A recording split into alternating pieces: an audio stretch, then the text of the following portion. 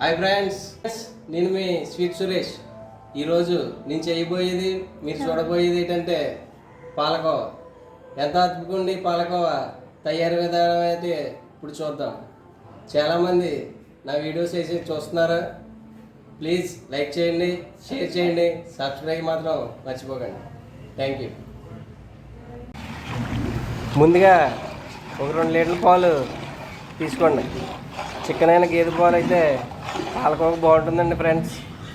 2 లీటర్ల పాలు తీసుకుని పొయ్యి మీద పెట్టుకుని బాగా ఇలా వచ్చేంత వరకు మరగబెట్టుకోవాలండి. ఈ విధంగా మరిగిన తర్వాత లీటర్ పాలకి 150 గ్రాములు మాత్రమే పంచదార పడుతుందండి. అంతకన్నా ఎక్కువ వేసుకుంటే స్వీట్ ఎక్కువైపోతుంది, బాగోదండి పాలకోవ. కాబట్టి 1 లీటర్ పాలకి 150 గ్రాములు మాత్రమే పంచదార వేసుకోండి. 2 లీటర్ పాలు తీసుకుంటే 300 గ్రాముల పంచదార వేసుకుని ఈ పొజిషన్ వచ్చిన తర్వాత పంచదార అయితే వేసుకుని బాగా కలుపుతూ ఉండండి.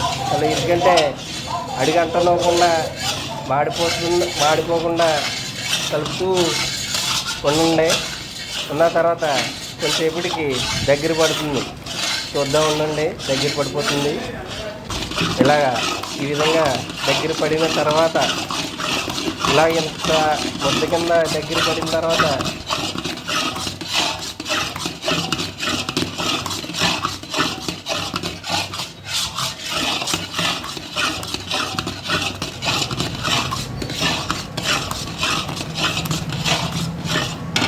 ఈ పొజిషన్లో దింపేసుకోండి ఫ్రెండ్స్. దింపేసుకున్న ఒక 5 నిమిషాలకి, ఒక 10 నిమిషాలకి అయితే ఆరిపోతుంది.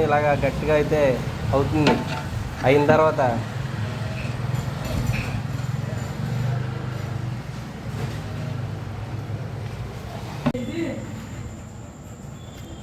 ఇదిగోండి ఫ్రెండ్స్, చూశారు కదా పాలకోవ ముద్ద.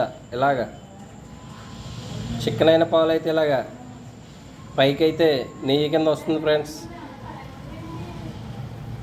ఈ ముద్ద వచ్చేసి 8 లీటర్ల పాలు ఫ్రెండ్స్. 8 లీటర్ల పాలతో తయారు చేసిన పాలకోవ ముద్ద.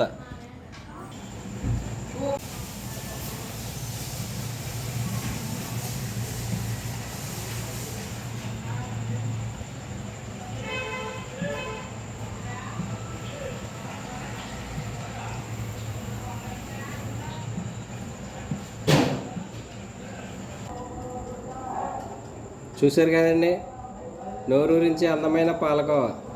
ఈ విధంగా తయారు చేసుకుంటే ఇంచుమించు ఒక 10 రోజులైనా పాడవకుండా ఇంట్లో పెట్టుకొని తినచ్చండి. Thank you.